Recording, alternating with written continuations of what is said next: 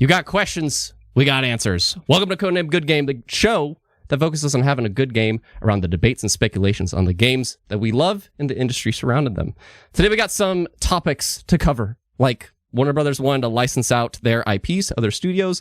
What is going on with Bungie's IPs now that, or just projects in general, with the whole shakeup they had? Will the Nintendo Switch become the most sold console ever?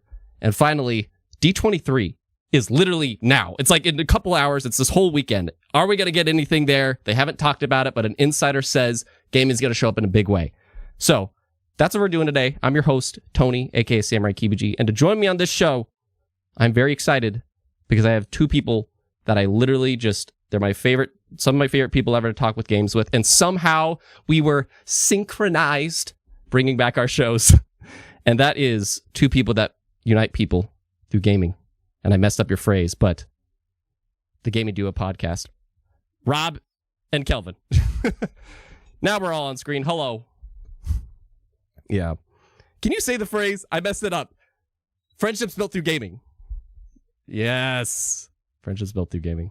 Because that's what this all is. Like, that's why, man, I love talking to you guys, because, like, the conversations fly. The last time you guys were on, it wasn't Good Game. It was, like, we were just talking about that Xbox showcase. Oh, yeah. It should just be an hour, maybe an hour and a half. It was like 2.5. And Kelvin's like, holy shit. That's a good thing. Oh, I had you guys muted. It was great. It was great. Thank you, chat. I had a great time. Yeah, friendships built what's through going gaming. on, guys? How are you guys? Yeah. I actually had you guys muted, so there's the first technical blimp. It's funny because before we started this, I was technical testing things, and I'm like, I'd rather start late. I want to make sure the audio's great. And then you guys are muted. So I appreciate the live chat. Steffi, Supertone, Paragon, thank you guys very much for letting me know that. I always, please let me know if audio sounds good when we're all here. I can switch the cameras and shenanigans, and I know I need to fix that. But, guys, thank you very much for being here. I have a question for the two of you. I listened to your most recent episode. Oh. You've both been playing Titanfall 2, so you're now a part of society. Yes, officially.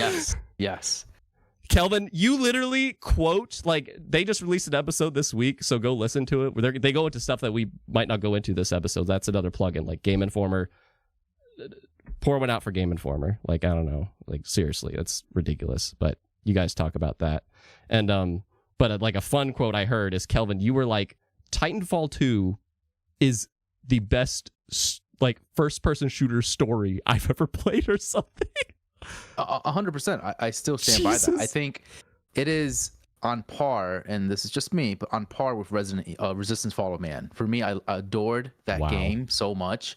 And the story was really great, but I feel like Titanfall 2 just takes the cake. It's so well done. And it's such a... 2017, was it, when it released? Yeah. 2016. By the way, you guys were debating about that. Wasn't there another shooter? Yeah, Gears of War 4. It was Gears of War 4. Okay, I thought Call of Yeah, Duty, you guys were I forgot about Infinite Warfare. You figured that out. Right. But yeah, that was a month of shooters. And Titanfall 2 went to die when it's so freaking good. Terrible. It's so freaking good. So tragic, honestly. Yeah. Yeah, it's kind of sad that it took us this long to actually, get our hands on this game. And it's such a great game, man. I've played about 4 or 5 hours so far. So you both haven't beat it? Such a great time. No. Rob, have you beat it? No, I have not beat it. I haven't. Dude, there's a level.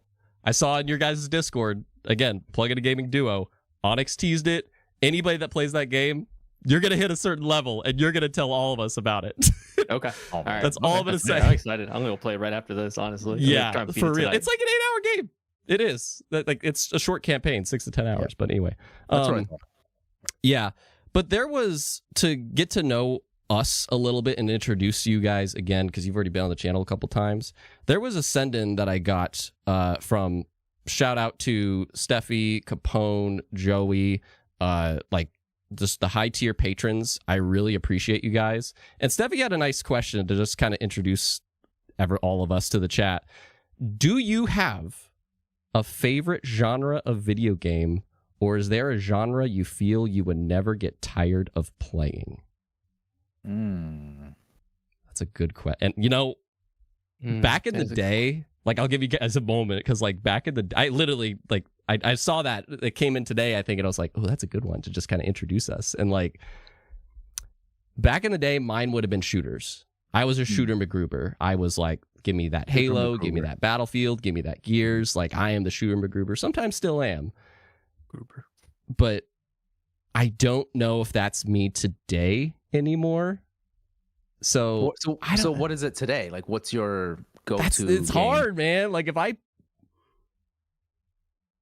I had to pick a genre, I would probably say shooter still. Because, like, as long as it doesn't play bad, then I'll just do it. You know, like, it's very rare that I dislike a shooter. It's very rare. But are we talking first person or are we talking third person? Either. It doesn't matter. Either or. Okay. Gotcha. Yeah, first or third. Yeah. So I guess I have to say shooter. I can't say third or first person, but yeah. Sure. That's a good question. Either of you? That's a very good question. I think for me, if looking back on my catalog of games that I've played, I would mostly play like action adventure games. And those just kind of, I gravitate towards those. Like, I love the Uncharted. I love I don't know if you, like Last of Us, Uncharted, kind of like, they're action adventure. They have shooting elements, obviously, but like those exploration games, I enjoy the most. PlayStation first party titles is what he's action adventure, maybe.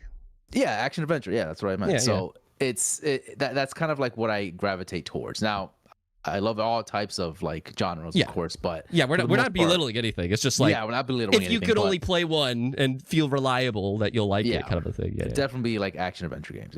Yeah. Rob is action. Let's move on. No, it's actually it's actually different. I mean, that's one of my favorite games of all time, but it's not my favorite genre. I think comfort genre, I'm gonna have to go RPG.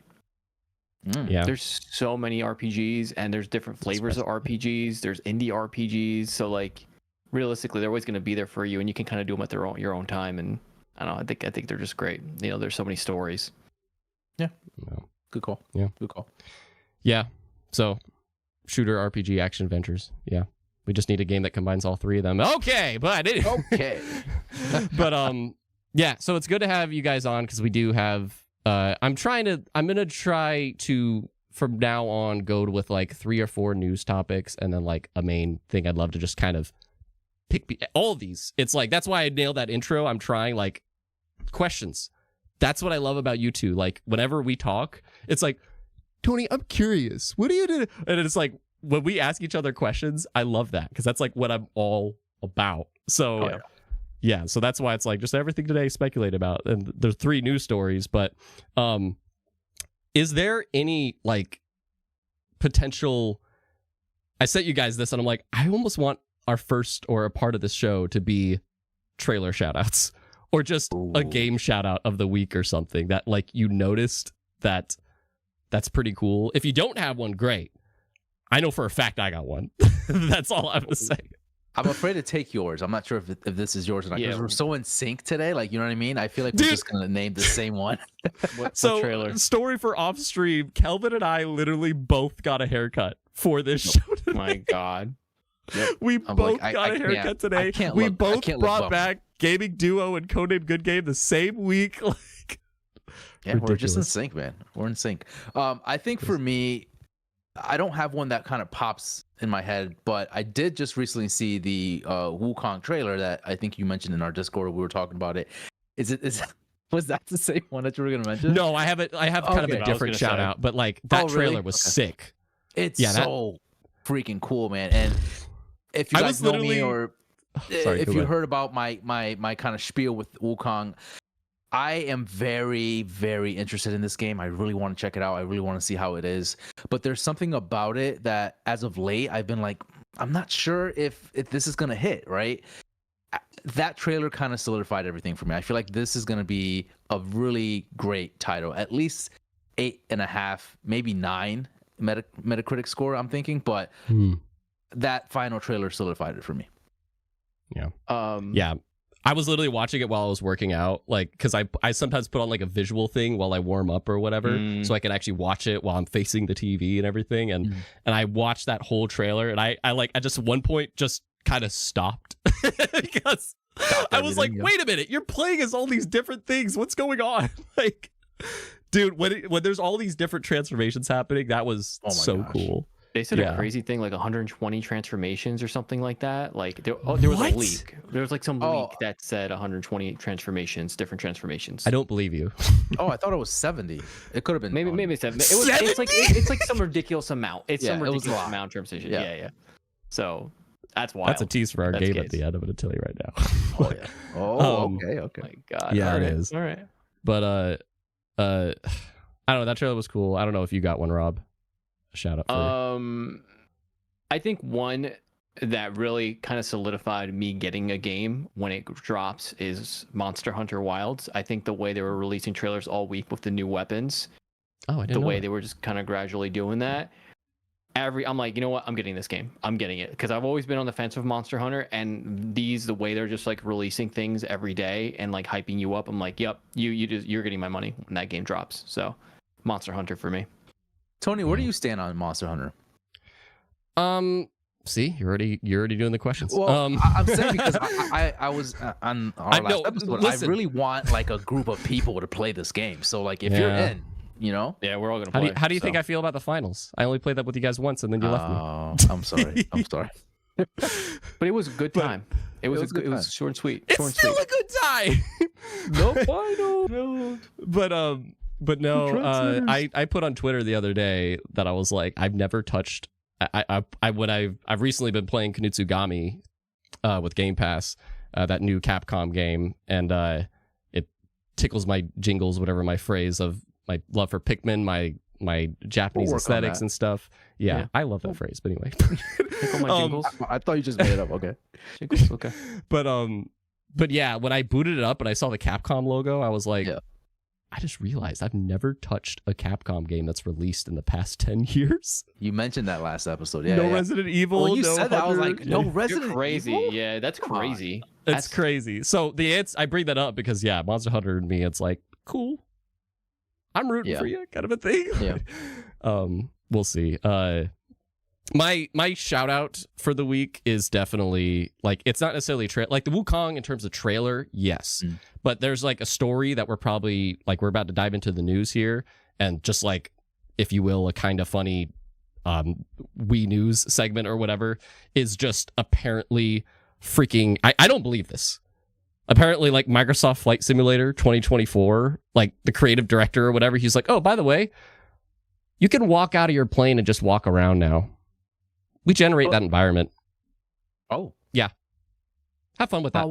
How far are we talking? Like a little like around the airfield, or like I can go into the Hudson River or something? If anybody is listening to this on Spotify, which this will be on Spotify, I encourage you to go to this moment and look at Rob, because I just love Rob. You're like, how far?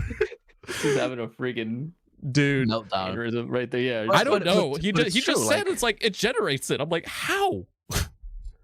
Hey man, Stepping to the chat's like, I want to believe it. Like what? Yeah, I gotta try. You know, I've never actually played that game. I've never played Flight Simulator, and I've always wanted to. I don't know what's holding me back. Yeah, I remember we talked about that last time I had you guys. Yeah, and see, that's the thing. Like Steffi says, I want to believe it, and the reason I'm like, I kind of believe it. It's unbelievable to me, but at the same time, I'm like, they released Microsoft Flight Simulator in 2020, and it's 4 years later. Technology maybe has improved a lot since then, you know? So it's like, but I'm like, I'm with Rob. Like, what's the limits to that? Because that sounds impossible kind of a thing. Oh yeah, we just generate the world with the cloud. Even on foot. No, what? I don't know. So, I got to see it to believe it. Yeah, that's one of those things. Exactly. That sounds insane. Yeah, so that's my shout out. But everybody, we have some news topics to get into, and if you are here live, make sure you let us know by putting it in the chat with an emote, with a message. Wish us a good day. I hope you are having a good day, and hopefully a good game this weekend, plug-in intended. And if you would like to support the show, feel free to go to patreon.com/samuraikbg, where if you would like to make a private Microsoft best places to fly in Microsoft Flight Simulator with me tier list, or any other game that you love together one-on-one, you could do that on Patreon. Head over there, or check out the other awards. But really appreciate all of you for watching live regardless. But our first topic, I would like to ask you both in the chat. Do we think the Nintendo Switch will outsell the PlayStation 2? And I'm going to read off this article that essentially, let me see. Oops. Did I just ruin my perspective chat? Am I in black? Oh, I see. Hang on. Sorry. Live chat. Hang on. Technical difficulty. Blah, blah, blah, blah, blah, blah. Oh, I remember this. Yeah, I'm not going to put on visuals. I need to figure that out. So never mind.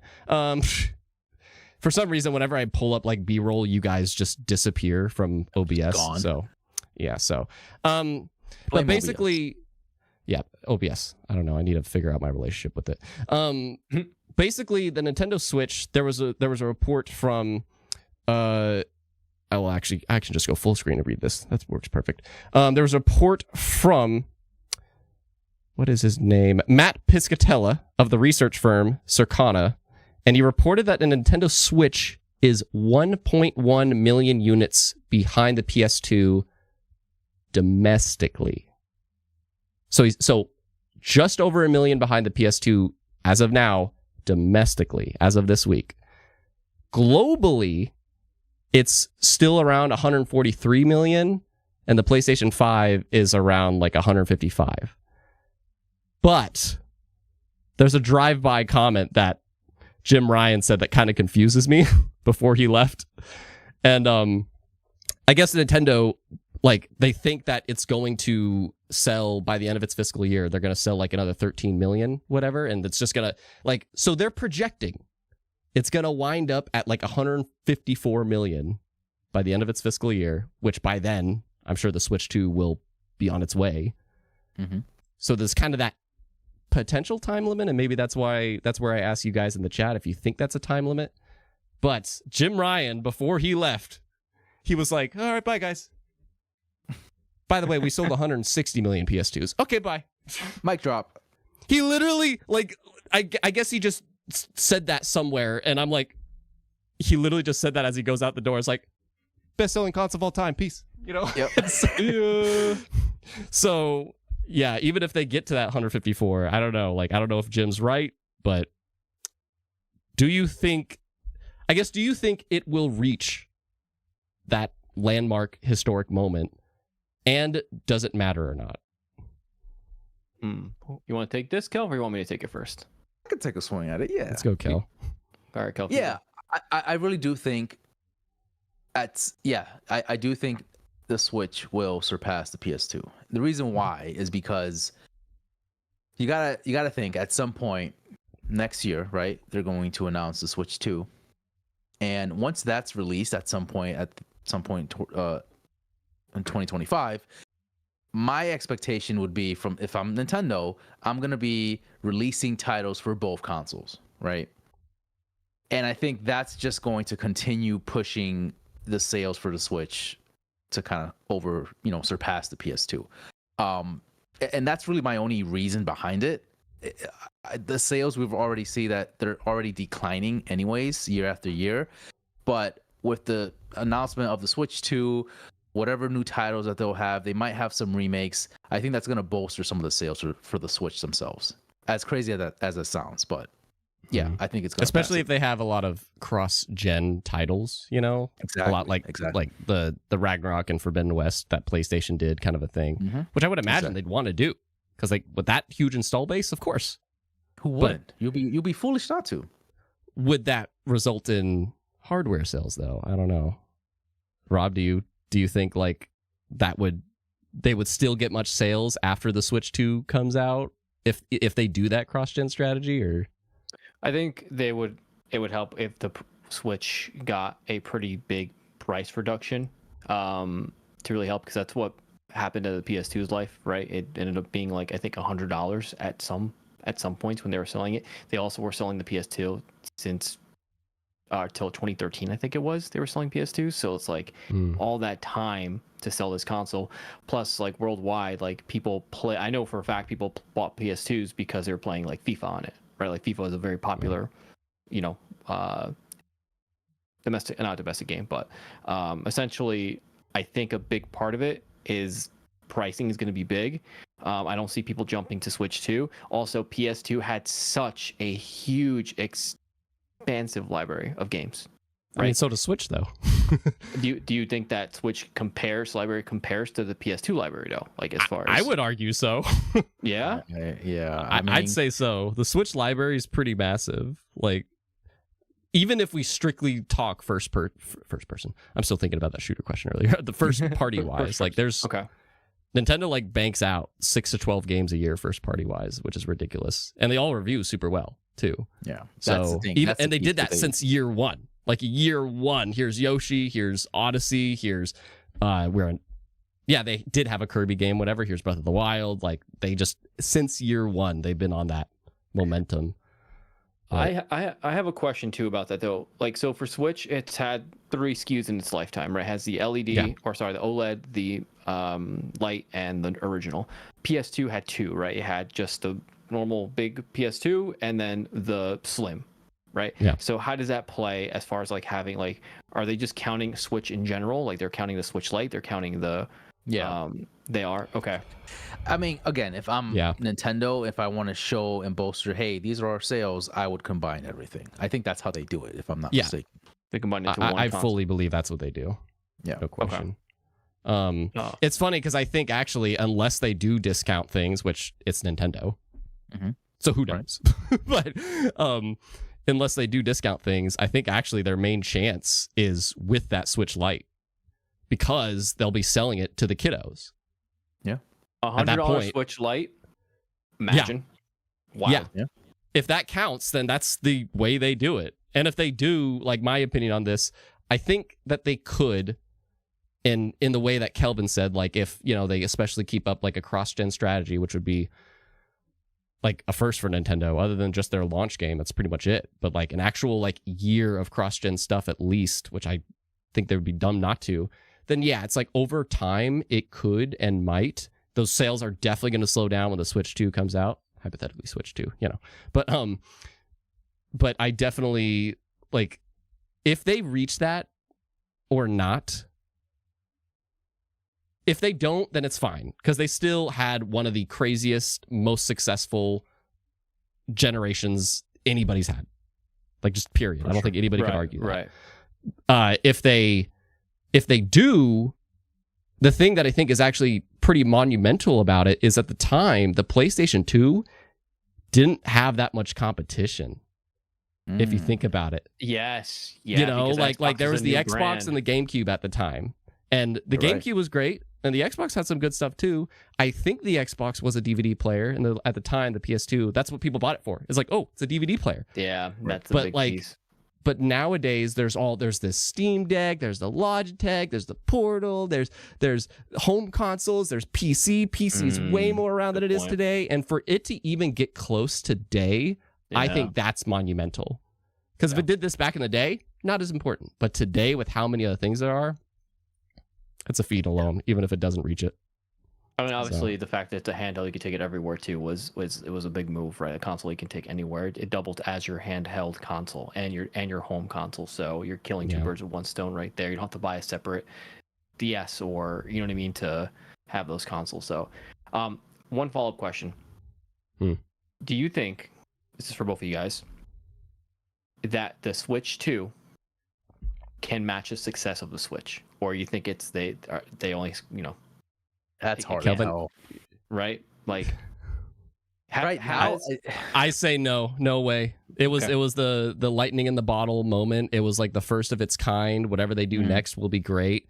But like it's as Rob said. It was so crazy for the time, it being like both a dock and a portable thing.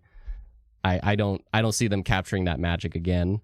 But I don't think so. Nintendo really bad at follow-up consoles, if you think about it. Yes, correct. They're the best when they innovate, right? When they innovate and do something crazy. When it's, you look at the Nintendo 64 to the GameCube.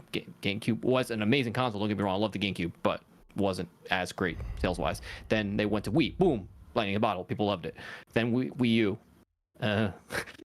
then Switch, right? So it's, so it's gonna, for me, maybe they've caught this. Maybe they're like, if we don't innovate the Switch 2 in such a way where it's still like considered like a Switch, we still want to get that continued success. So I'm really curious as to what they add to the Switch. It's just Arlo. Shout out to Arlo. He's got a really good video on like what the Switch 2 could be, and it's like a social feature essentially, where like it looks at you in the room. I can't remember how he described it, but it was actually it made sense, and I'm like, I believe Nintendo would do this. It seems so ridiculous, but I believe Nintendo would do it. Rob, you actually make a good point, though. I think in hindsight, yeah, the Switch 2 might not be as successful as the Switch, only because, at least from the rumors and just speculation of like what Switch 2 looks like, it's going to be more of a glorified Switch from what it sounds like. We don't obviously know that, but yeah, if it's the successor of the Switch, then I can see it not doing as well. Still doing great, don't get me wrong, but it might just not hit as hard because it's not innovative, right? Like you said. Going back to the question, Tony, that you had though, I just envision like when we have Metroid Prime 4 releasing, right?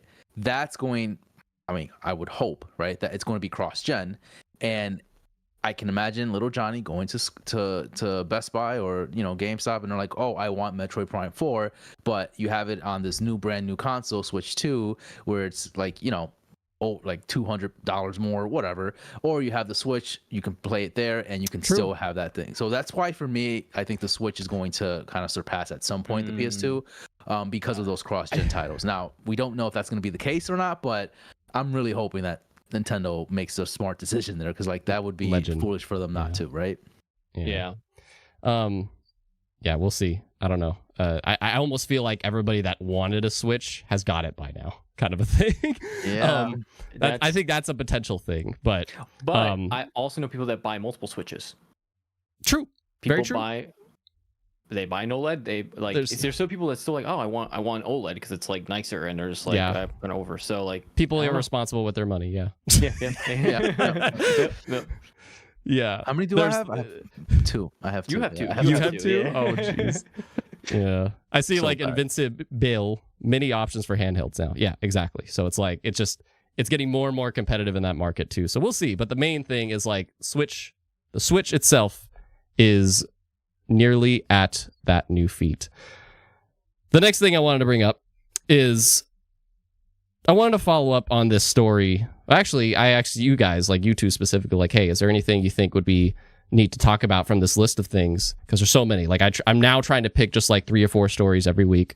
And what about what's going on with Bungie now? Because we got a little bit more details. And on screen here, I'm going to, for the live chat people, I have this article from Forbes that basically we haven't gotten so many necessarily new details. This is all stuff we kind of like got teases at from the blog post from Bungie last week. The main thing is this quote that I'll just read out here, where everything else besides Marathon and Destiny 2 will move under SIE, aka Sony Interactive Entertainment. This includes back office functions at Bungie, including many roles that were hit by the layoffs, and also other title development at Bungie will move under SIE. This includes Bungie's Gummy Bears project, that is a name, and which is reported to have over 40 people, to have 40 people moving to SIE in a new sub-studio. But this is the first we've heard that this will apply to other projects Bungie is incubating. And there's other talk too, like they're going to be messing with the cost restructuring, the portfolio optimization, the studio structure, efficiency.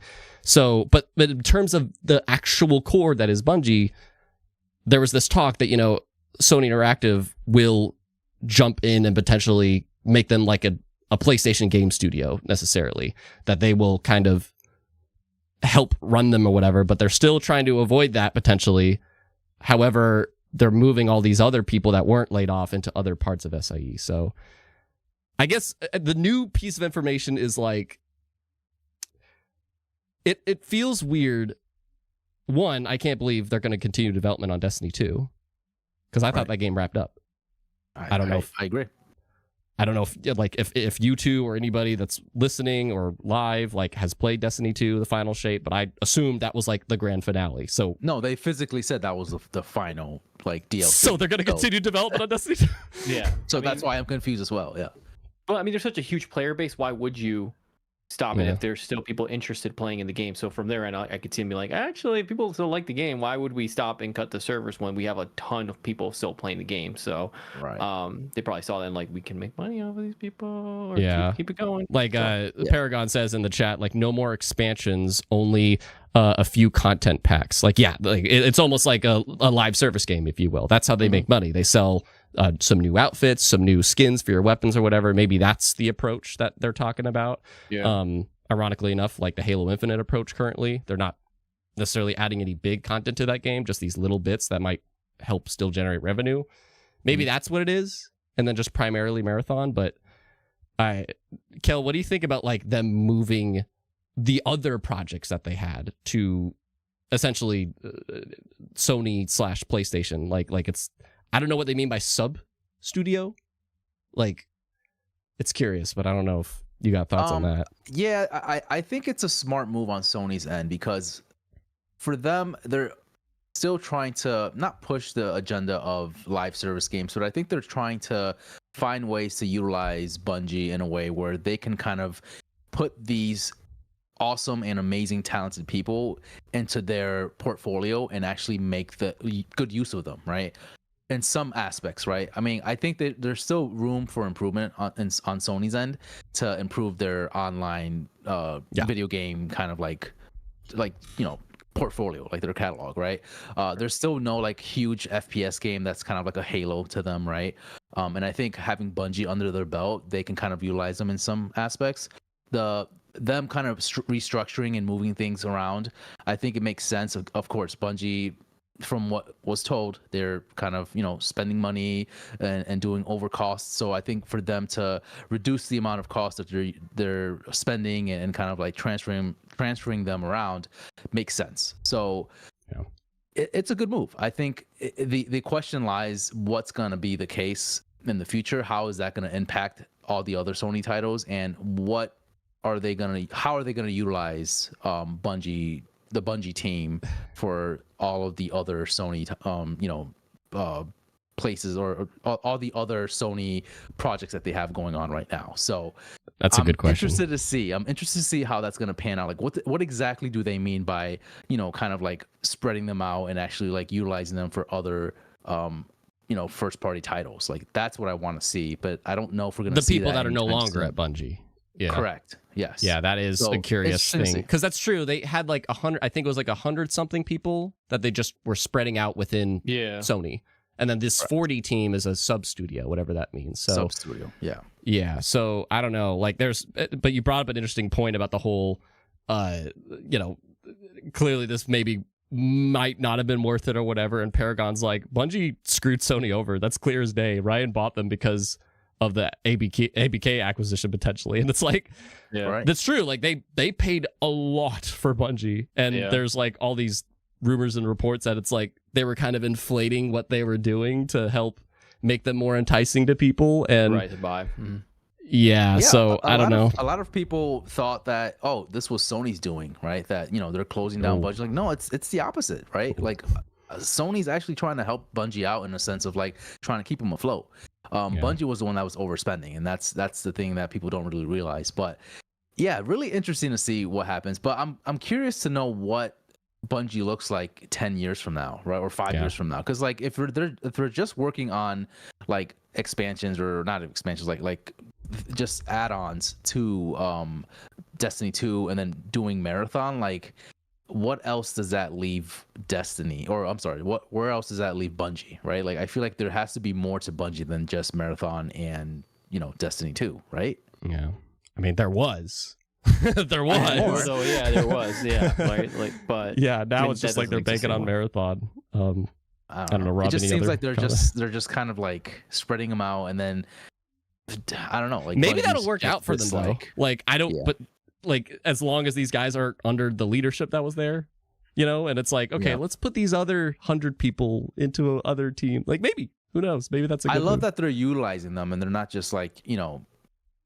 just cutting jobs, right? I mean, they did, but at least they're utilizing most of the people there, and they're actually, making them stay within the company. 1,300 people down to 850. That's insane, dude. Okay, Yeah, that's insane. half of them laid off, half of them transferred into SIE essentially. So it's like you said, at least it wasn't entirely laid off. It was like, okay, let's at least utilize some of these. So I don't know, Rob, if you got anything else. I was just gonna say, like, I think this is kind of like best case scenario for Sony because Sony hasn't had a good first person shooter IP, and I can't even remember like how long. Right? What was the last one? Killzone, maybe, but that people weren't as interested. Resistance: Fall of Man. First person specifically, yeah, that's a good question. Right, specifically first person. Right, we obviously know Xbox has their slew of first person shooters, but like PlayStation never produced like their first person shooter. Now with Bungie under their belt and they have control over those, impressive backgrounds all over there, they have the firepower needed to create this first person shooter that's just bona fide, like, okay, that's PlayStation's first person shooter. That's the one. They have all the talent in the world because you know if you play Bungie games, they make some pretty good first person shooters that just feel good. So I think the next game we will see from Bungie under PlayStation is going to be it's going to blow our minds. We're going to be like, wow, this is what they wanted and this is what they needed. So we kind of got a little bit of it with, my God, it was just like, what's that game? Helldivers 2, right? Yeah. A little bit. That's why when you said that, I was like, Helldivers, but third person. Yeah. But now, so. Yeah, we'll have to wait and see with Marathon. That's really it. We'll have to wait and see with Marathon and how that goes and whatever this sub studio does. And maybe the ripple effects of it going around in Sony that might help it a lot. We'll have to wait and see. Marathon's multi-platform, correct? It's not exclusive. I don't know. I want to say it is Sony. Chat, help us out. Yeah, help us out, please. Yeah. Chat, help us out. I thought it was multi-platform. I know the first game was PC, right? It was multi-platform, I believe. I think it was on PC. The first Marathons, yeah. Right? Yeah. But the ones, I don't know. Story number 3. This one was definitely like the highlight one before we speculate what the heck is about to go down at freaking Diz of Nay. So Diz of Nay. I like that. You guys are saying like that. Warner Brothers is apparently looking to license out their IPs. This actually was a whole developing story this week where, like, early on, there was just talk about, hey, we're not doing well right now. We need to sell off small pieces of us. So let's potentially sell off our gaming division. That's what we heard earlier on in the week. But now we're hearing, like, okay, hold on. That's getting a bit out of context. And they have a different plan that I'm very curious to potentially debate about. But what we see here from IGN, WB Discovery wants to license franchises which include Batman, Harry Potter, and more to other studios. And the quote that I want to see is like, so this comes from today on the Warner Brothers Discovery Q2 earnings, maybe today as in this week. CEO David Zaslav, president, I don't know if I said that right, president of Global Streaming and Games, he responded to a question about the strategic value of games. And essentially, after Suicide Squad brought their game revenue down by like 41%, and apparently they lost like $200 million on it, I guess they want to look at this idea of using their licenses as a potential asset instead of selling it off or dealing with just the studios or whatever. Like that's a whole conversation to have there. But he followed up noting, also, a lot of interest among others in coming to take advantage of some of that IP for gaming, which we're looking at. And I don't want to go through this whole thing, but I just want to sum it up and basically him realizing, hey, I like this part at the end here. We have 11 studios here, and we have a lot of IP. And there's also a lot of interest among others in coming to take advantage of some of those IP for gaming, which we're looking at. Because as JB said, we need to get bigger, and the IP that we own and the value that it has in the gaming space is something we're looking to take advantage of. And yeah, there is... Suicide Squad was a big hit to them. And for some reason, they thought of the idea, hey, Hogwarts Legacy was the biggest seller of the year. It outsold Call of Duty. But Suicide Squad was a failure. Let's keep doing more of that. So I don't know where the logic is in that, but I guess what the question is, before this was like a conversation of, is is the studios at WB about to get acquired? Like, is that about to happen? Are they not going to have a gaming division? And now they're like, okay, let's license out the IP, which is something that Disney did, I want to say, just after COVID, like maybe 2020 or 2021. They were like, let's stop just being with EA and let's like actually work with a bunch of different people. Here's Ubisoft, here's Bethesda, here's everybody. So I guess the debate here is, do you think it would have been better for them, that gaming division, to have been bought out? Keywords. If it was just those 11 studios without the IP, or is this a better strategy? And in my opinion, this is an easy answer. Rob, you want to go? Yeah, Rob? Yeah. Take it. Yeah, I mean, obviously lend them out to different studios, I think. 100%. Because you look at the success of like Spider-Man, right?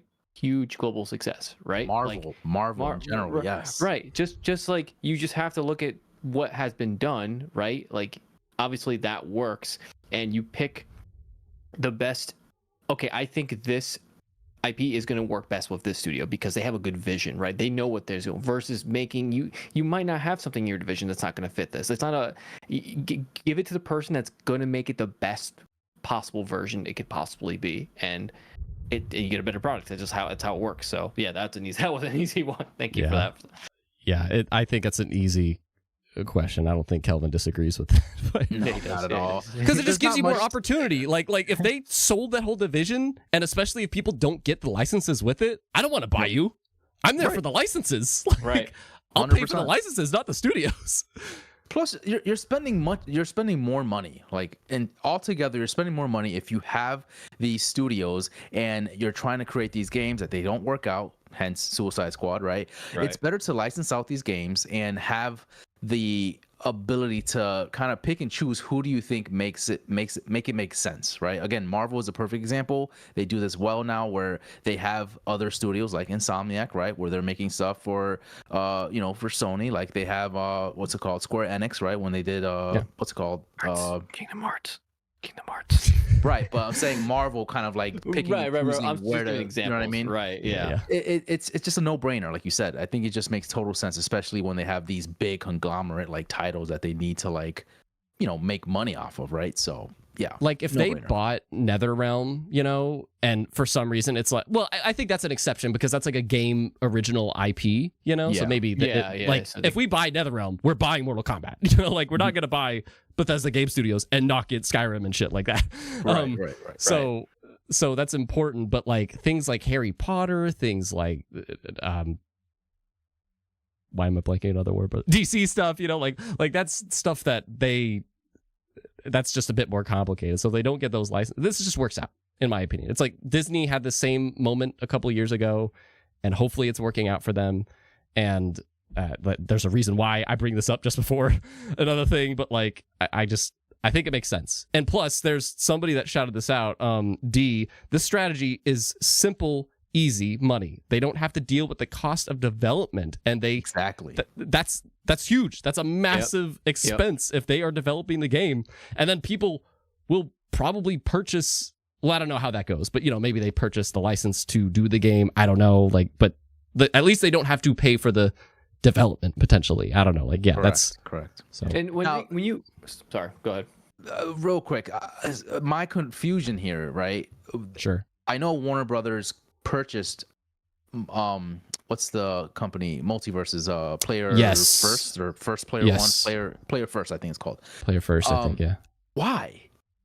I have the answer to that because they this whole live service approach, like they want more live service games, and Multiverses is supposed to be that, and that's literally that's part of the article I pulled up here, and it's like, okay, we want that. Okay, Suicide Squad was great. It just feels like they're doing the opposite of what we're trying to tell them right now. But I get it. Yeah, I get it with the live service stuff. Yeah, I get it. But it doesn't seem like Multiverse is doing great anyway. So I don't know how that's going to pan out for them. But whatever. That's a different story. Yeah. Yeah, Rob. Yeah, I was going to say too. Like, it's also it's super detrimental to the IP itself when you come out with a bad game, right? Because the point of the game too is obviously to have a good game, but you are attracting people to your IP. So for example, people that aren't like Harry Potter, right? The fact that it was an amazing game, right? I might now be inclined to go like, maybe I should go watch all the Harry Potter movies. Maybe I should go read the books now. Maybe I should go spend money at the Harry Potter store in New York City, right? And become a fan of that. Whereas like if you have a bad game, people are never going to do that. Like you lose that customer as well on that end. So it's just so much safer. This is such a safer, just better route to go to, you know? Yeah. And hopefully, I mean, as long as they don't necessarily dictate these studios. Again, I don't know how the publishing works. Like if they get a lump sum for this publisher to make this game and keep the profit of it or whatever. I don't know how that works. They make it sound like people will have to pay for the license. So I would assume it's like, hey, let us use your license and you get a cut of our profits. Yeah. Maybe. Like I'm hoping that's how it works. And if it is, then I think that's a total win, like for all parties. Because especially if they don't dictate them, then it's like, great. Just make a good game, hopefully. Codename good game. But yeah. So we'll have to wait and see. Here we are, ladies and gentlemen. Oh boy. I have a speculation time topic. That is my tentative title for this part of the show. That's like, this isn't necessarily a news story. It's just an idea, a topic that I want to talk about with the chat, with the panel, or so on. And I appreciate all y'all watching. Paragon, Tone, Steph, thank you guys, D, and you listening afterwards. If that's you, thank you very much. And if you enjoy this, please leave a like. I really appreciate that. That at the least, appreciate that. But feel free to check out Patreon. But one of the big things that I was like, I think it'd be really cool to have specifically Rob and Kelvin on to this panel is Disney is about to have it is their biggest event of the year. And that is today. Like it's happening, I think, like almost right now. Stuff really kicks off in the evening. And so D23 is the biggest event of the year for Disney, where they talk about all the movies, the shows, the rides, everything that they're doing and just getting their fans pumped. And they have video games to produce, to show, to release.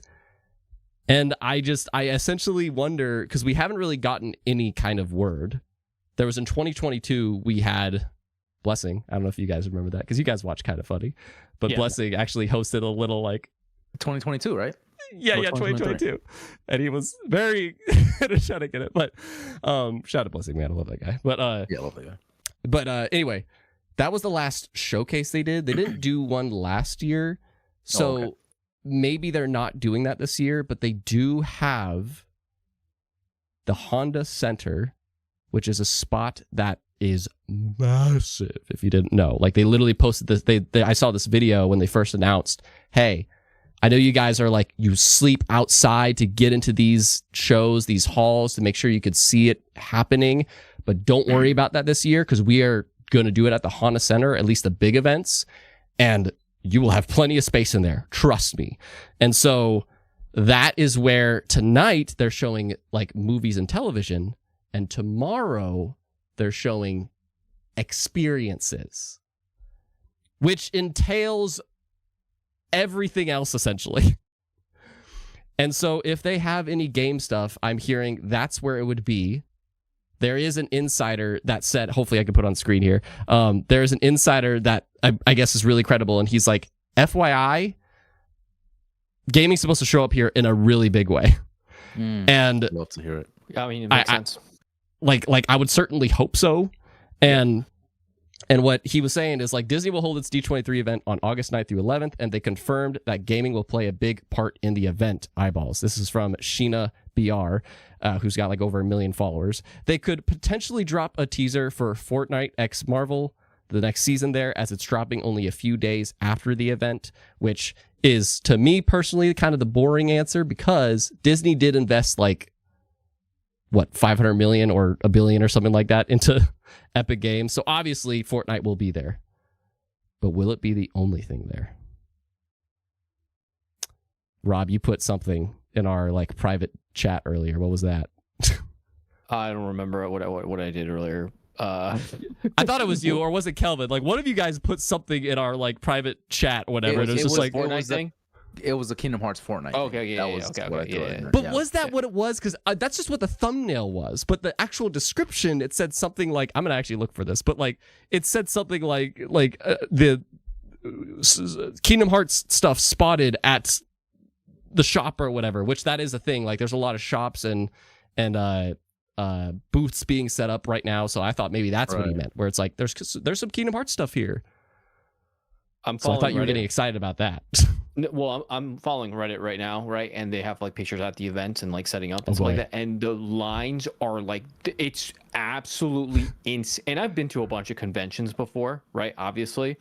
But like, this looks crazy. There's so many people there. There's so many people there where like things are like gone like that. And it's just like, obviously, because Disney is freaking massive. So like, these are super fans that are just coming here and just like, there's something for everyone. And what I'm also going to add is that why wouldn't gaming be here? Because gaming is like the biggest entertainment medium now, right? I would say now, right? Yeah. Like compared to like you're missing out if you don't add gaming to your show because people all play games now. It's like a, but do they have the stuff to show, right? If they don't have anything to show, or do they I want to pull up something that I typed out the other day, and I want to list all the Disney things that are not released yet that is announced. Okay. Star Wars Outlaws, Fortnite's Epic Games investment, whatever, Captain America 1943. It's actually like Rise of Hydra 1943, sorry. Yep. Iron Man, Indiana Jones, Kingdom Hearts 4, Marvel Rivals, Spider-Man 2, rumors of DLC, but that's not really announced, so let's scrap that.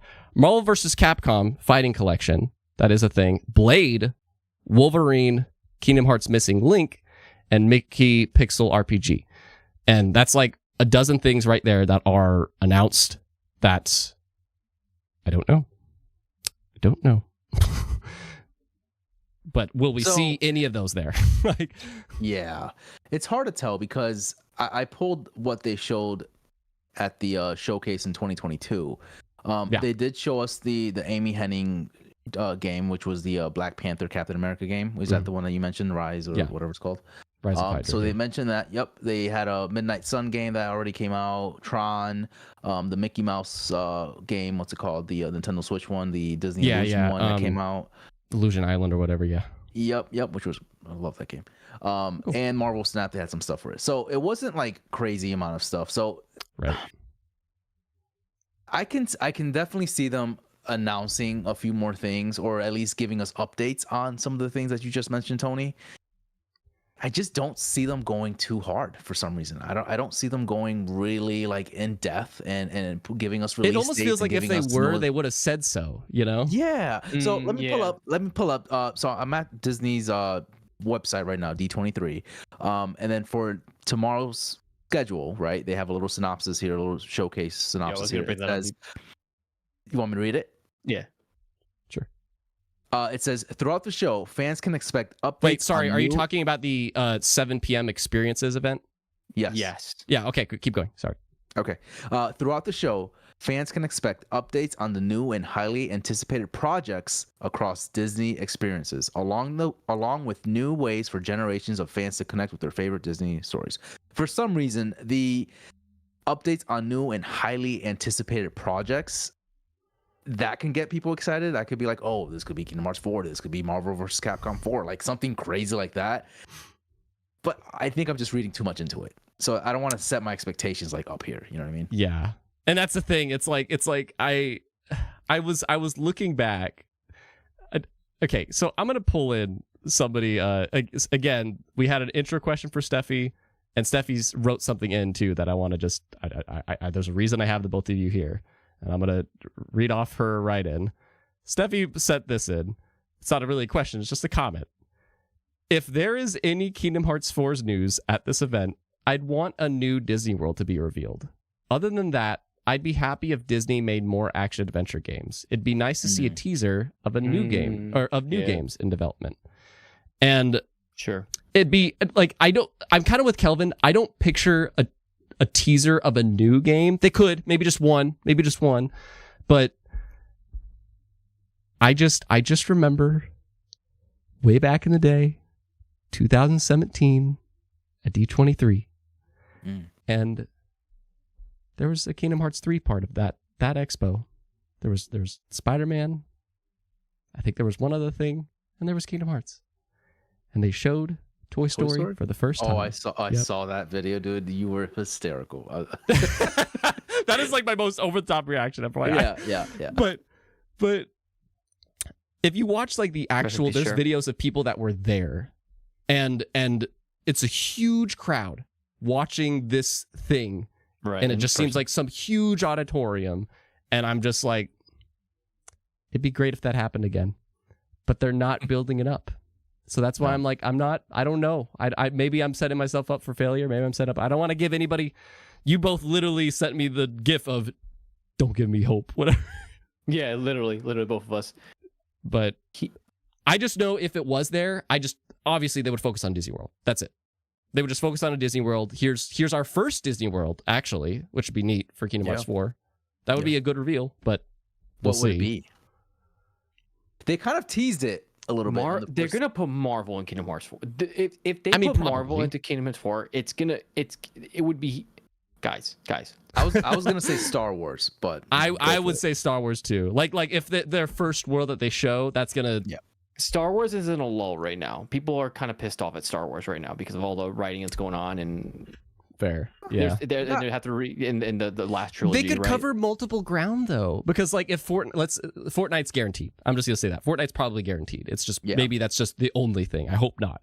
But they're gonna show off. Here, look at all these Marvel characters in the game. Hopefully not Sora holding an AK-47.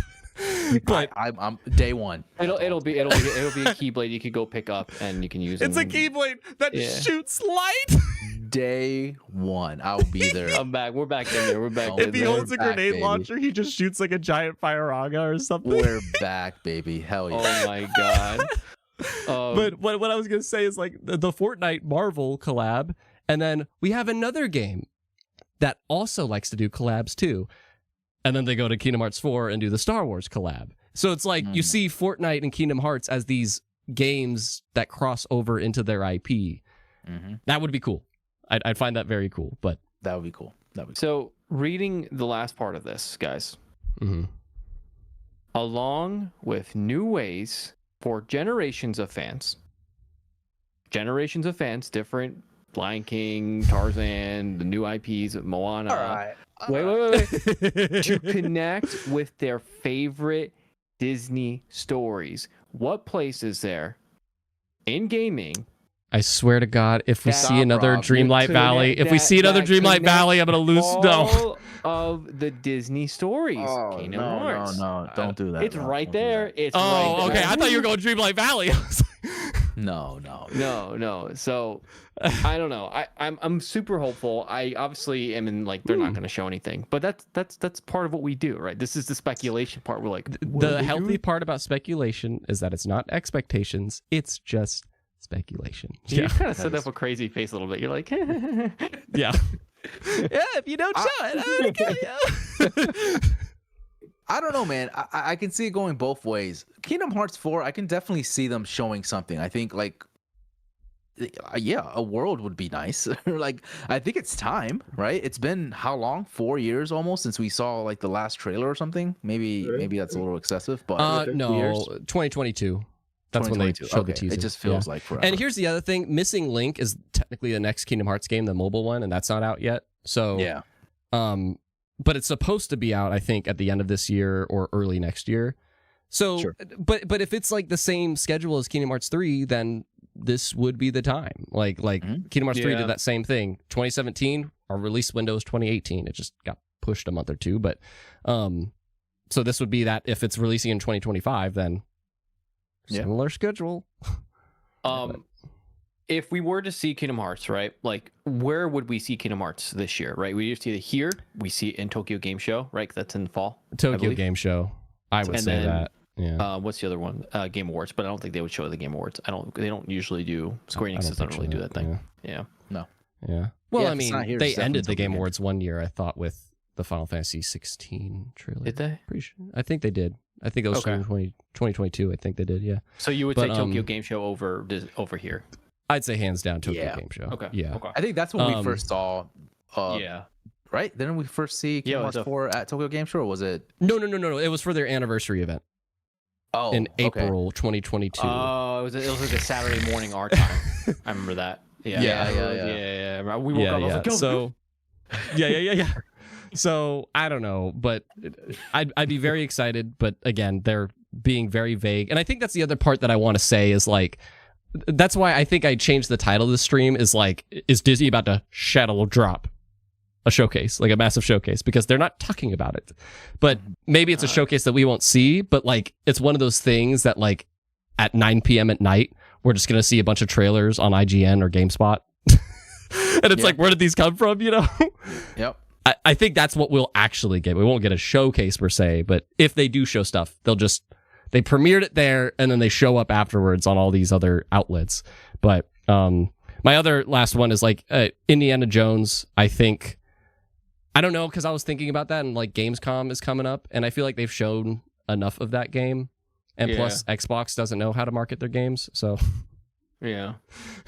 Day one Game Pass. I'm an Xbox guy, and that's the only jab I will always take at Xbox. Yeah, I don't know. Indiana Jones Fighting Collection. I'm excited for if they show something about that. That'd be cool. Yeah. So little things. This is me. For me, this will be nice to get updates on games that are already announced. Right? You said there's like 11, 12 of them that are already kind of like shown and announced.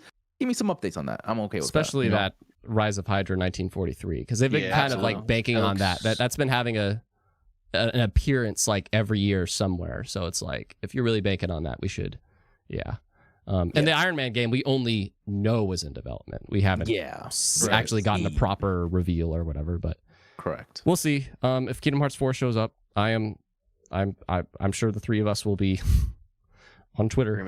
Chairs will be thrown. Chairs will be dude, I haven't flipped my chair in so long. I think the last time was like Hellblade 2 or something. I'm just gonna tell you right now, Kelvin, don't text me at like 8 o'clock in the morning tomorrow, because I'll be driving my car, and if I just see like a text like, I'll call you. That's fine. I'll call you. Just call me. I don't know. Hey, go on YouTube. but keep in mind, it would be Sunday morning. Don't pull over. Just go on YouTube right now. It would be Sunday morning, though. Sunday morning. It would be Sunday. Okay. Yeah. That's true, because for you guys, it'll be like midnight by the time the show's over. So yeah. This feels like Kingdom Hearts days, man. Like that's what we did back in the day. It's like whenever there was an event, and it's like, maybe it'll be here, and then we wait until the show's over, and then it's like, is there anything up? That's literally what we used to do. Oh man, little crackheads with it, honestly. I can't wait till the Kingdom Hearts 4 train starts happening, right? Where we're just kind of like dissecting trailer. Oh man, I cannot wait, dude. Can't wait for that. I miss it. I do. Taking every frame, just pausing every single frame. I miss. Like it's a separate topic, but I miss. Like Steffi says, I miss that hype. Yeah, I miss Kingdom Hearts 3 and Smash Bros. Speculation. Those are the two things that I'm like, so good. Those are two things that we will just never get back. It was almost like the fun of the buildup of the game was almost more special than the game itself.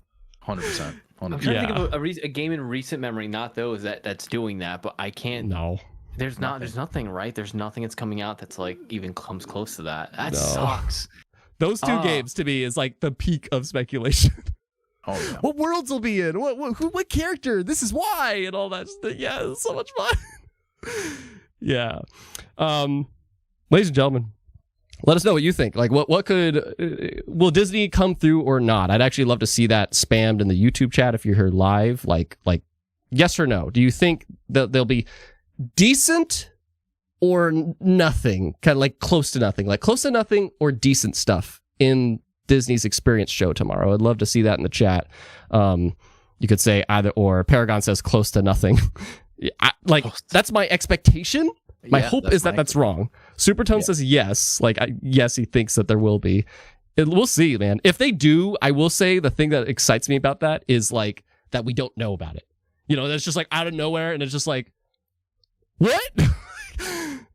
We'll see. That the surprise factor would be a lot of fun. But I have one more write-in that I wanted to bring in if there was time, which we're at an hour so far. Ooh, not bad so far. Look at that. Yeah, not bad. This is a very big combo breaker. So we're gonna have a good game that I really am excited to put you two through because you've never done it before. So fun fact. Don't worry, it's not guess the theme. But I have a write-in that's kind of just a quick community thing that this wasn't actually wrote in, but I saw it as a comment. I see that. Yeah, I see it, Rob. I saw this as a comment on my community tab, and I just thought this could be a topic of the show thing, but let's just briefly say this write-in from CNT Connoisseur. When will consoles become obsolete? PC is becoming more popular. Also, casuals might become fine with stream games soon. That could be a whole conversation, right? But yeah, it's opening a like brief statement. I truly believe that. Like, I truly believe like cloud gaming will eventually be the thing. But I don't think we're immediately there. My opinion, next gen's the last one. I truly believe that. I think the PS6 and the Xbox Series 360 1 kajillion is going to be the final home consoles. Nintendo will still do so if you want a Nintendo game, but I think like at the end of this next gen, which will probably be like 2030, 2032, somewhere around there, I think by then streaming and cloud will be a thing. Nvidia and so on. Like that's how it's going to go. I don't know. I have to disagree with you with like the next console is the PS6 will be the last console or whatever that maybe for Xbox. I don't know about Sony. Sony has always made hardware, right? Like they've always been a hardware first company, right? Since whenever. So I do think they'll always become like they'll be relevant and they'll always have a console. Plus there's just people that just want to like just turn on the console. They don't want to mess with tinkering on a PC or anything like that. What if we have like an all-in-one by then? What do you mean by all-in-one? Like there's literally that like for PCs right now. I forget what it's called, but they're called like the Omni or Onero or something like that. It starts with an O, and it's like literally you see a Switch, Xbox, and PlayStation card like in the PC. I and know it's what like, you're talking about. Yeah. Like that's technically still a PC, but yeah. But who knows? Like we can play Resident Evil 8 on our phones. The reason why consoles exist, right, in the first place is that they are the cheapest, least hassle or less hassle way to, I said that wrong, but the less hassle-free way to play your games, right? Consumers will always appreciate that, right? They will always want to just like, I want to go on my couch and I want to turn on my TV and my system and boom. I don't want to have to go. And don't get me wrong, PC gaming is huge, right? But I don't know if we're ready to replace that. Plus, if you think of like tryhards that like play first-person shooters, play competitive gaming, they're not going to do on that cloud. They're not going on the cloud. But where will cloud be in 5 or 10 years? You know, like what if they worked out the kinks? Like what? But not everywhere. If a game like Microsoft Flight Sim can generate the walking stuff, right. No, you're 100%. Yeah, but we also live in a part of the country where we get insane internet. Not everywhere. There's some places in the country and other countries that are good point. That's using the internet from like the old days, right? I talked to someone today that uses DSL still, and I'm like, how? So it's gonna take a really long time till we get there. But yeah, that's Rob. What do you think? Or sorry, not Rob. Kel, what do you think? Rob nailed it. I think that's a great point. Like you said, Sony has always been a hardware company, and the great point about everyone doesn't have the best quality internet speed, right? Like there's other countries in this world where they don't have great internet access, so that's gonna take some time. And I think if anything, you'll probably see Nintendo and Sony kind of being the only two in the hardware space. I can't imagine. Xbox I can see Xbox. I'm definitely Xbox gen, for sure. Next gen is it. Yeah. And that's what they're alluding to. That they're flat out saying like this is kind of like where they're going towards. So Sony and Nintendo, they haven't really made those strides yet. So Nintendo, I think Xbox will within the next 10 years. PlayStation will within the 10 years after that, and Nintendo will 100 years from now. So Honestly, if anything, we will have screens on us and be able to be beamed to Mars back and forth, but Nintendo will be like, here's our new console. Yep. And it'll sell 100 million. They'll keep doing it because we keep buying it. Nintendo Honestly, will always be Nintendo. Nintendo will always be Nintendo. Plus, like, honestly, Xbox probably wants that. Hell no. Hell no. No way. No, No way. No. But like, wouldn't Sony want that? Wouldn't Xbox want that to be like, if we just offer Game Pass on PlayStation, like everyone kind of wins. Like people are going to be buying more PlayStations. Wait. Then like I saw this question and I was like, I have to be careful putting this in because I know this is a deep topic. Like this is a good topic of the show. Like, yeah, but I don't know. We'll see. Like I just think with where cloud stuff is going, and I hear a lot of people vouch, especially with the Nvidia one. I think that's like the top line one so far. Like I would totally believe it, you know. But you guys make a really good point about, especially PlayStation, like they were the hardware company. Xbox probably not, but yeah, it's a good question, but we shall see. Now, that was a good debate, but oh no, let's have a good game. Oh, there we go. Ladies and gentlemen, we're about to get to the final part of this show, in which I like to end the show with, we talk about the present, we talk about the future, we speculate about all that, and we share maybe a bit about the past through a nice round of Codename Good Game, to which I have a couple different games that I do, but this one I have not had Rob and Kelvin do, and I've only done it once, and I had the patrons decide on which game we were playing today out of 3 options, and they chose over or under. How this game works is essentially I'm going to give you a question, and I'm going to give you a number, and you guys individually, you don't have to agree on it.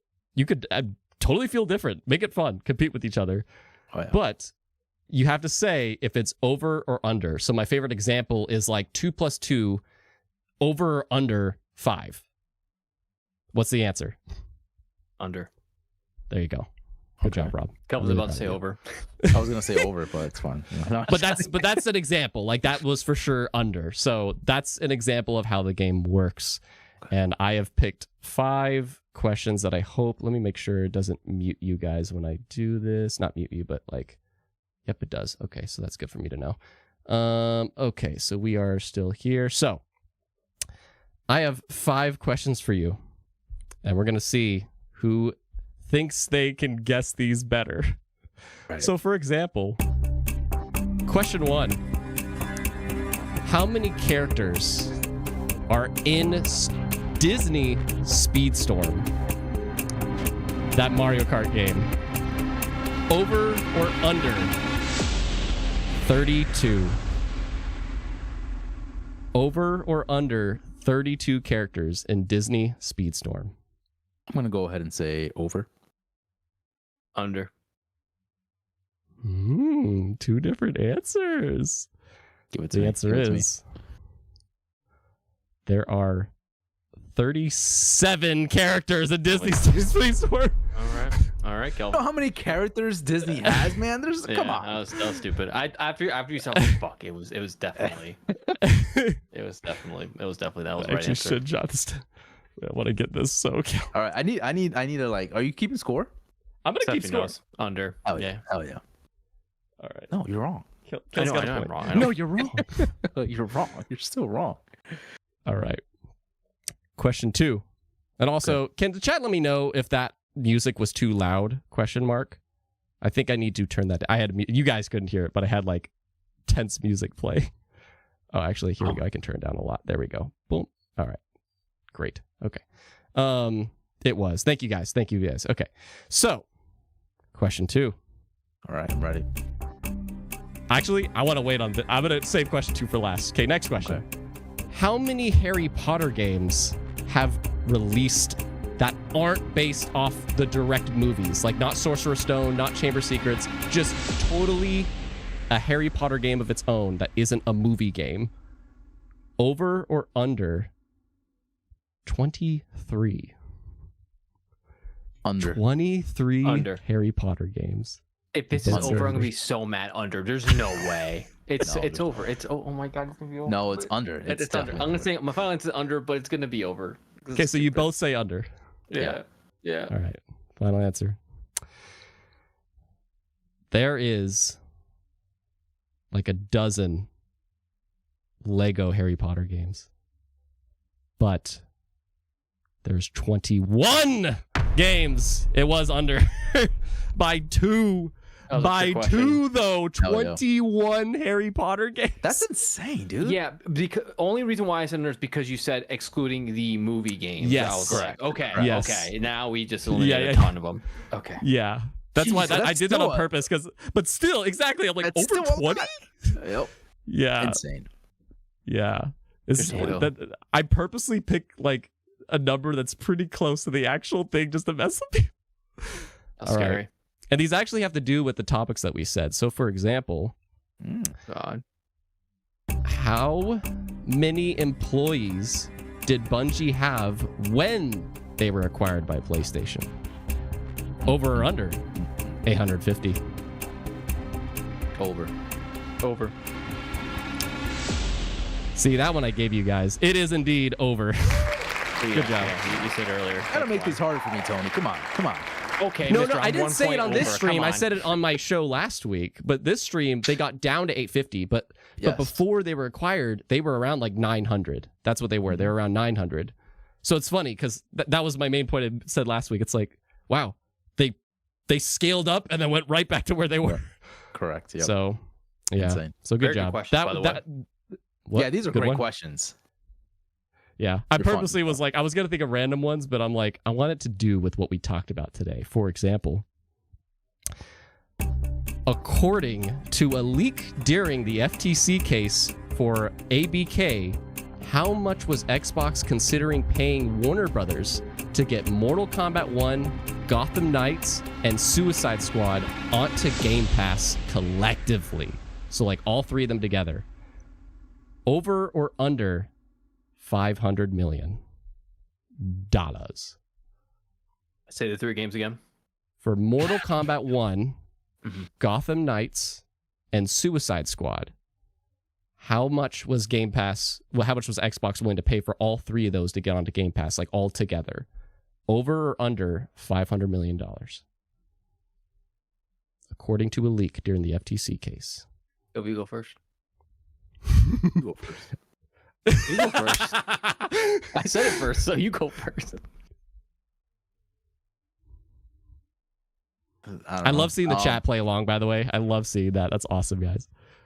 I'm gonna go ahead and say, yeah, Stephanie, we're on the same boat. Over. We're gonna go. Over. Yeah, I was gonna say maybe you guys shouldn't look at the chat, but no. 500 mil is kind of like not.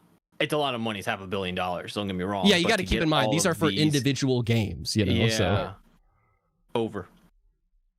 So you're both saying over. Yeah. I said over first though. That's true. Kelvin gets the tiebreaker point. No. Because you. Just kidding. Okay. No. The answer is over under 500 million. Oh wait, I thought you said the answer. Wait. Yeah. So you both said over. Yes. Correct. Over. I'm Okay. going Over under 500 million. You both say over. The answer is Mortal Kombat 1 for 250 million. Gotham Knights for 50 million. Fuck. And Suicide Squad Come on. for 250 million. You got it. Let's go. Wow. There was a total of 550 million between all 3 of those. Suicide Squad? That much? That's insane. Right? It's Can you imagine if they did that? Oh my god. There's not that many, like, I guess you have like the DC heroes in the game, so like, I don't know. That's still like. Yeah, Paragon. They dodged a bullet with that one. Exactly. Yeah. Dude, Wow. that was a big bullet dodge if they did. Wow. Yeah, they Matrix that crap. Holy. Yeah. They did get Gotham Knights on it though. Warner Brothers also. Warner Brother IP is Matrix. Yeah. My final Damn. question to you both. I said I wanted to save this one for last. You'll understand why. And by the way, you both got that point, right? Yeah. Yeah, so Kel's got 4, Rob's got 3. We'll see if you both say the same answer here, no matter what. Rob's Kelvin out. wins. But if you guys say Yeah. different, we'll see. So, how many individual Disney worlds were there in Kingdom Hearts 1, 2, and 3 collectively? Over or under 22? How many individual Disney worlds were there in Kingdom Hearts 1, 2, and 3? Under. Over or under? Under. I was 22. gonna say under too. I'm gonna say under. Under. No, you're gonna say under. You're gonna say under. I have to say say under. over now. I have to say over because if we both get it, I'm gonna say over. I'm going over just because if we both say under, doesn't matter. So I'm gonna say over. It's definitely under. It's Come on. probably So under, Kel's but I'm saying over. under, Rob saying over. Yeah. Yeah. There is, in Kingdom Hearts 1, there was 9 worlds. In Kingdom Hearts 2, in terms of new worlds, there was 7. And in Kingdom Hearts 3, there was 5. Yeah. The Yeah. total is 21. It was under. Yeah. I was gonna say, I was like, even if I guess it right, Kelvin's gonna get the win. So I was just like, just in case. I regret doing that because originally, like, I pulled that out the last second, and I was like, because originally I put over under 20. I wish I stuck with that. 'Cause, Oh like, yeah. Yeah. the answer was 21, and I was like, I just, after all this, I want to see if I could mess with them and just be like, was there that many? Was there? Now, if I said the whole franchise, that'd be different. Yes. Yeah, That's what I was like, come on, have Birth by Yes. Sleep. Come on, that's kind of like a yeah. ball Birth game, by right? Sleep would have. Yeah. But giving Kingdom Hearts 3, I feel like had 5 apparently. Yeah, it was like That's they're like Yeah. they're like There two was worlds. nothing. New. Yeah, I Yeah. didn't put Olympus in there because that was Yeah. introduced previously. Right. So Yeah. yeah. I mean, But it more was so like than Birth by it was like Sleep. the outside of Olympus, so it kind of counts as a separate world because you were just in the Yeah. Colosseum. Yeah. Tomatoes. Whatever. We fight for it. Well, Traverse Town is a Disney World. Yeah. No. It's not. Halabashan isn't either. Is it? No, it's No. not. No, Radiant Garden, no. The No. World That Never No. Was, no. Yeah. Oh, I guess So- you're not counting those. I'm just like, counting the Disney, the worlds. Disney. Yeah. Mm-hmm. Yeah. Yes. Yep. Yep. So That was fun. That was fun. Yeah. Good job. yeah, and I did count Timeless River. That was a world. Yeah. So, Yeah. yeah. Timeless River. No, Such a. Disney. Yeah. I can't. I need. to And play even if I Kingdom didn't, Hearts if 3 I again, man. actually, they were separate. I made the Disney Castle and Timeless River 2 different worlds, even though they're kind of should be one. So Sure. even if I made them one, that was still definitely under. I Yeah, actually so- tried going back to playing Kingdom Hearts 1. I can't really do it on the HD. I think I have to go to 3. Kingdom I Hearts think I 1 just- is hard to go back to. I admit Yeah. that. Yeah. I'm there for the story. Kingdom Hearts 2 holds up with the gameplay, but the gameplay in 1 is very different. Yeah. Folks, I hope you enjoyed this show of Codename Good Game and with Rob and Kelvin. It has been a blast, and I am so happy we are under an hour and a half. I appreciate both of you boys coming out, and you have your show coming every other week. Is that right? Bi-weekly, 2 weeks. Yes, please. The Gaming Duo Podcast. You guys should follow them. I left an @ of their YouTube page in my description, but please just type in @ the Gaming Duo Podcast on Twitter, and you will find them there. But any last words before we go?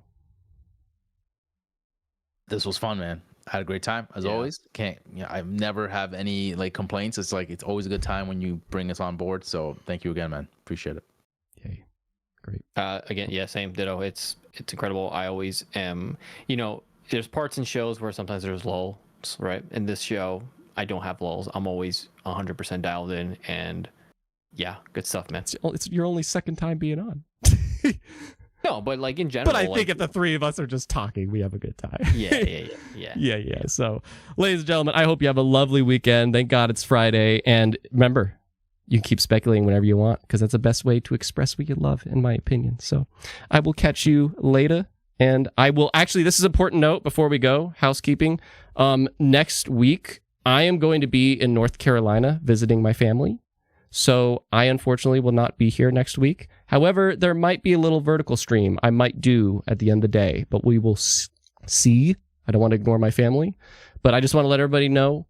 I'll put an actual community post about that soon, but if you are listening or watching, yeah.